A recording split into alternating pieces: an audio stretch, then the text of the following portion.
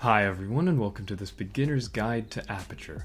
If you're new to photography or just starting out, one of the most important things you'll want to get under your belt right away is how to control the aperture of your camera. In this video I'll cover what exactly Aperture is, what it does, and how you can use and adjust it to control the outcomes of your photos. So go ahead and grab your camera and let's launch right into the video. So, what exactly is Aperture? Aperture refers to the opening in your lens that controls how much light reaches your camera.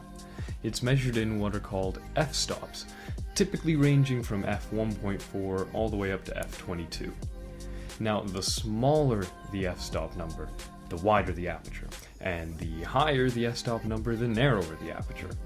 This sounds confusing at first, and it is. It's a small but key thing that held me back from understanding Aperture initially, and the sooner that you can get that down, understanding Aperture becomes incredibly easy. Now, let's talk about how and when to adjust your camera's aperture. When you're shooting in manual or aperture priority mode, adjusting your camera's aperture allows you to control your image's depth of field. Using a wide aperture, which is denoted with a small f-stop number, creates a shallow depth of field and allows you to blur your background and focus on your subject intensely. This is fantastic for portraits where you really want to separate your subject from the background.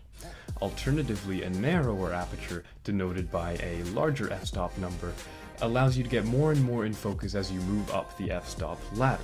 This is great for landscape photography as well as group photos where you really want more than just one focal point to be in focus.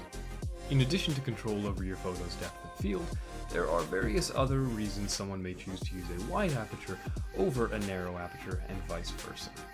A wide aperture allows much more light into the camera, which is fantastic for a variety of low light situations such as street photography and sports photography.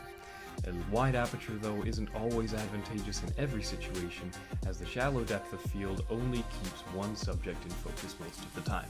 Alternatively, using a narrow aperture allows you to get everything in focus, but it may also result in the need to use a slower shutter speed, which is challenging if you're shooting a moving subject. You may also find you need to bump up your ISO, which can result in digital noise and grain depending on your shooting conditions. In addition to this tutorial, I'll be making a video on ISO and shutter speed, so we'll have covered the three basic pillars of shooting in manual mode.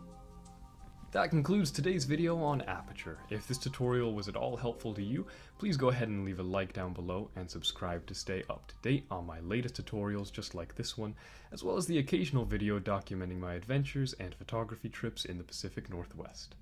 Thank you so much for watching. I'm going to go ahead and sign off with a compilation of shots I think best reflect the differences in different aperture values. Thank you so much. Stay tuned for more.